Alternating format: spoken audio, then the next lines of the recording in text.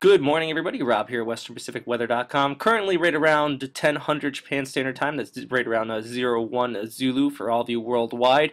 Been absent for the last few days, just getting over a cold here. A little cooler temperature has been moving down out of Siberia down over Japan here, so kind of had a good effect on me here. But right now, though, we're watching several areas out here. Right now, where I have a Tcfa here, actually down in the Gulf of Tonkin, just south of Hainan here, moving to the north, and also a Bear Clinic low or a westerly low moving off to the northeast here, just east of Honshu, and basically a long area of low pressure extending from this area up here down to this Tcfa in here, and that's separating the Asiatic high up here and the Westpac high farther to the south. So right now, though, we're going to zoom in on our low pressure rate down in here. This Tcfa moving over Hainan today, and going to be bringing some heavy precipitation for that area.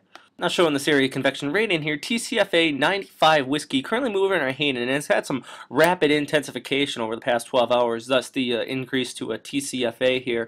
Right now, though, Streamline's currently indicating that it's moving north. A lot of the models are picking up on this, not really going to move towards the west towards Vietnam here, but more or less up into China. They already flood-stricken areas up in here, just with our most recent typhoon, and also this system just moving up in here. Actually, Three Gorges Dam still at the top of right up in this area, still right near breach. So overall, this system is definitely not a good sign for this entire region here, already suffering from massive flood damage. But right now, though, actually expecting this to move into that region, some heavy precipitation. Currently looking at a streamline analysis here. In the upper levels, this system will likely move to the north here, indicated on this, and also get picked up by the polar front jet, which is actually dipping down behind this Bear Clinic low, moving off into this region. So it's going to actually get picked up by that and start skirting off to the northeast as an extratropical storm. So definitely going to see some heavy precipitation actually out of this association with it up as far as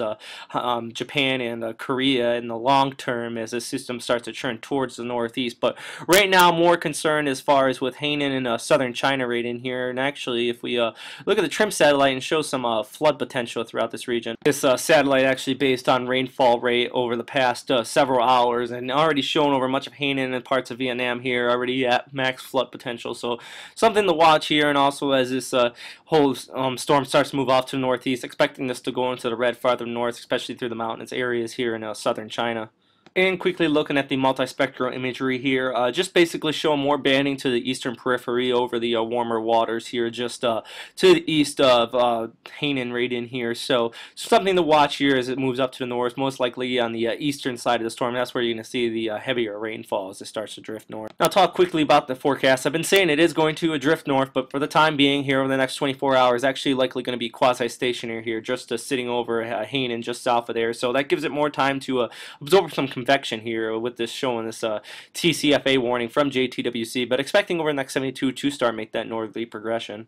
And back to the IR shot here, also indicating that quasi-stationary but slightly drift to the north. So just something to watch right now. Basically just more of a precip producer. I wouldn't expect anything more than a tropical depression out of this system as for the time being.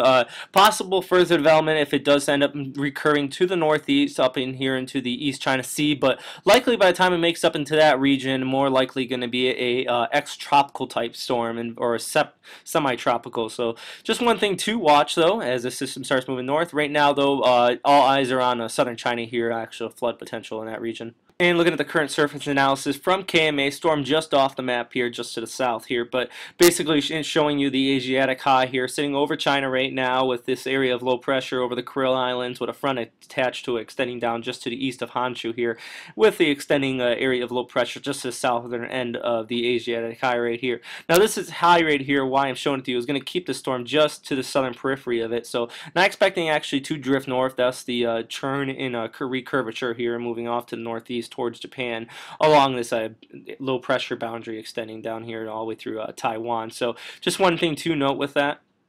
But looking overall, the rest of the Western Pacific, for the time being here in Japan, you're going to be seeing some partly cloudy skies with much cooler temperatures with cold air advection moving in behind this front. So good news in here as far as up to Korea as well.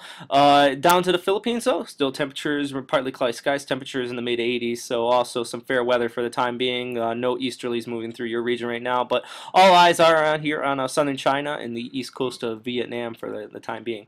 So that's all for today, everybody. Thank you for tuning in. The Western Pacific westernpacificweather.com. You can also field me some questions via email there, and also find me at storm2k.org.